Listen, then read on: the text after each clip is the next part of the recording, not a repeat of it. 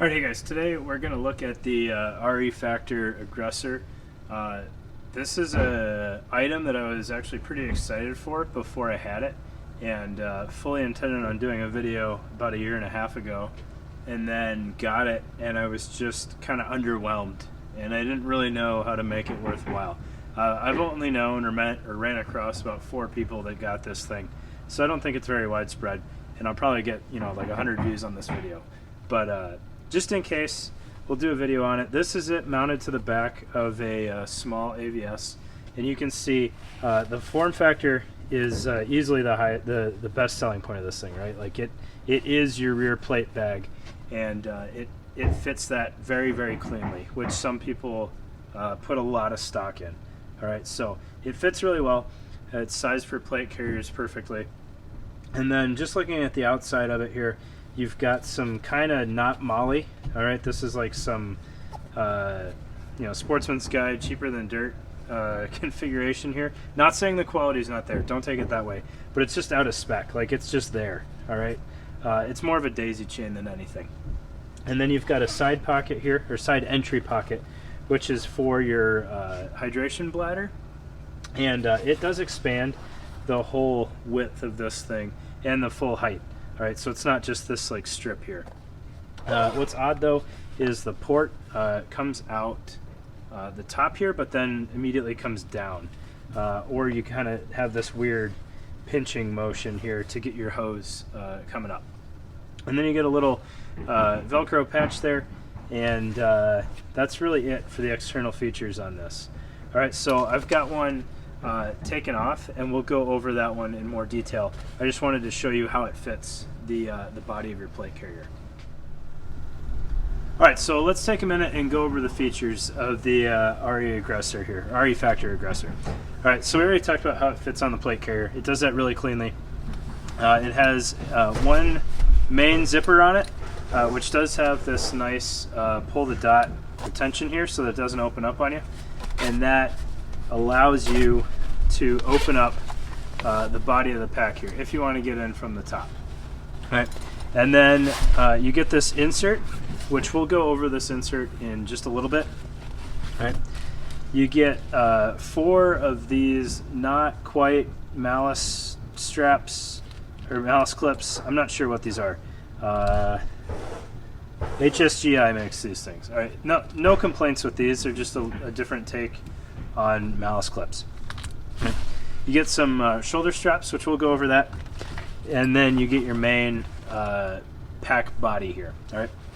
Now, looking at the back of this thing, you have your Molly footprint on there for attaching it to your plate bag. However, it doesn't work. All right. So if you have malice clips, you really need continuous Molly webbing on here, and I double checked this to make sure I wasn't crazy, because it has been a little while since I threaded a pouch on, but this isn't quite right. And so if you look at this Tactical Tailor tourniquet pouch here, you'll see we have a malice clip and we have 3 bars of webbing there. And basically what that does is, when you put this, we'll pretend this is the back of a plate carrier or something, when you thread that malice clip on there, you need it to go immediately around the pouch and the platform, because this is not tacked at the top. All right, so you need to retain both items at the top, and then you thread back through that middle one, around your platform again, and then into the clip. The way the REFactor Aggressor is set up is, when you have this thing on here like this, and this goes onto your plate carrier, the Molly on the back of your plate carrier sits right here, and then goes back through the buckle. So there's no weaving that happens on this when you put it on your plate carrier. All right, so it attaches fine, and I haven't had one of these clips fail, but it doesn't suck it back to the platform the same way it does when you weave it. If you've ever watched somebody take a traditional Molly pocket and just run the webbing straight through the platform and then snap it without ever going back to the pouch, and it kind of bows away from the platform like that, you get that with this. All right, now it's cut down a little bit because they give you 4 of these. So you have 2 up top and 2 down below. So you don't get one continuous pocket there, but it still does it. All right. So that's just something to know about this thing. And then looking at the bottom of this thing, you get this flap that, and you can secure it with a zipper if you don't want the quick deploy option.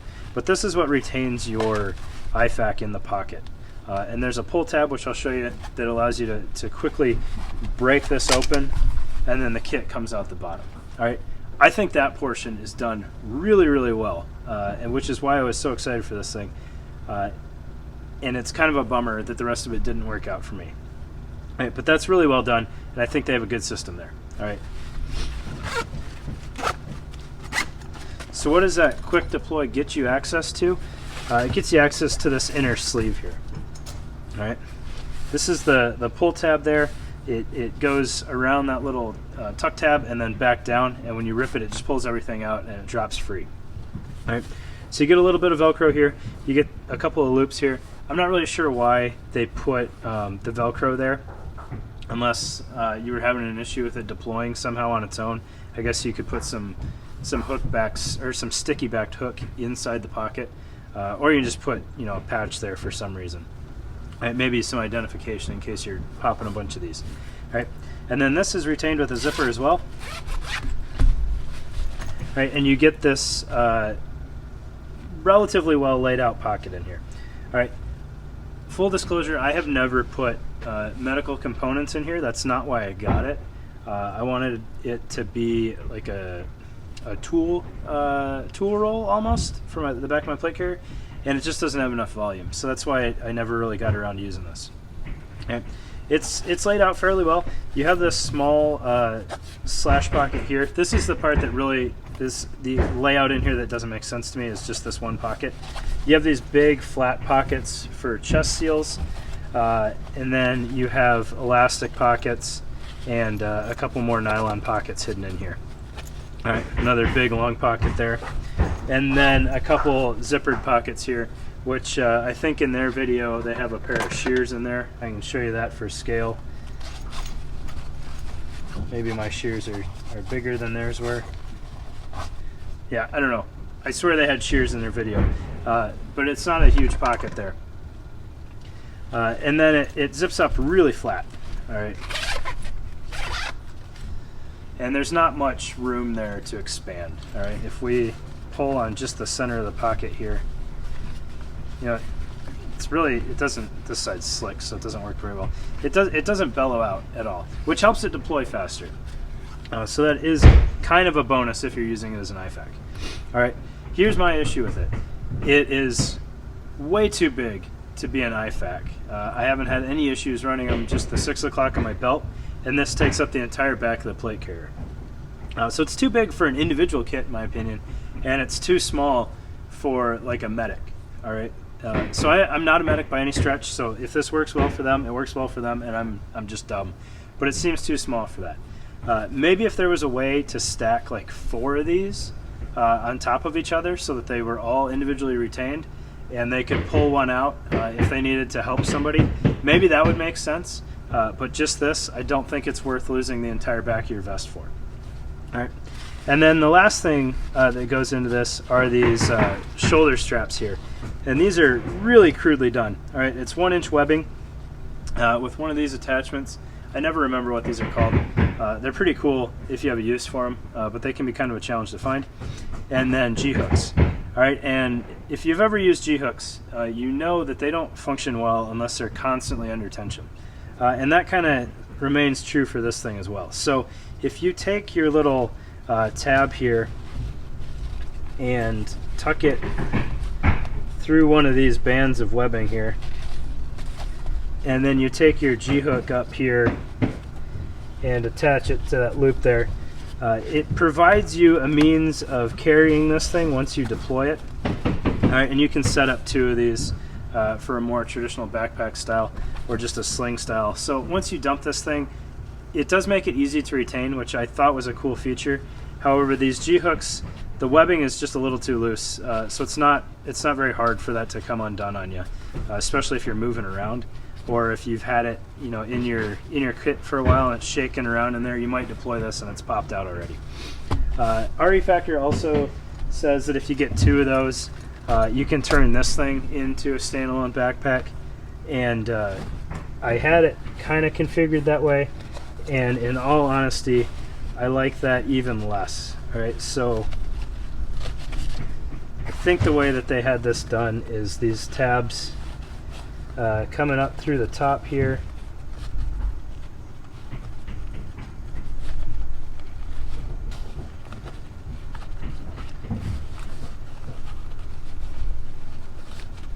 And then your G-hook down here, and that's going to come out. All right, it's not well retained in there at all. If you try flipping it around, maybe it works a little better, maybe not, but it still comes out super easy. All right. Also, this thing is tiny. Why you would want a backpack this small is absolutely beyond me. Because again, it really only works for medical kit, and it has a weird amount of medical kit in it. All right. So that is the REFactor Aggressor. Hopefully that answered some questions for you guys. It deploys really easily. Like, their marketing is no lie about that. It is super quick to deploy. The straps, if you found a way to retain it better, does allow you to move with the IFAK once you drop it. So that is a solid concept, I think. It's just a weird size, and I don't think it's worth losing the entire back of your plate carrier for. If it was half the height and maybe just rectangular, so it took up like the bottom 3 or 4 rows of MOLLE or something like that, I think that would make more sense. Maybe a little bit more depth in it, and then you could still have, you know, flashbangs or something above that if you wanted that. That would make more sense to me. This, with really no usable face on it, I'm not a huge fan of. And also the bladder being external of the IFAK, I would imagine it rides a little strange. It's a weird size for a bladder. But it's a thing. All right, it's well made. I can't complain about that. It's just some of the finishing touches are a little off, like the MOLLE footprint and everything. So hopefully, if you were mulling one of these over, I was able to answer some questions and went a little bit more in depth than what they show you. Thanks, guys.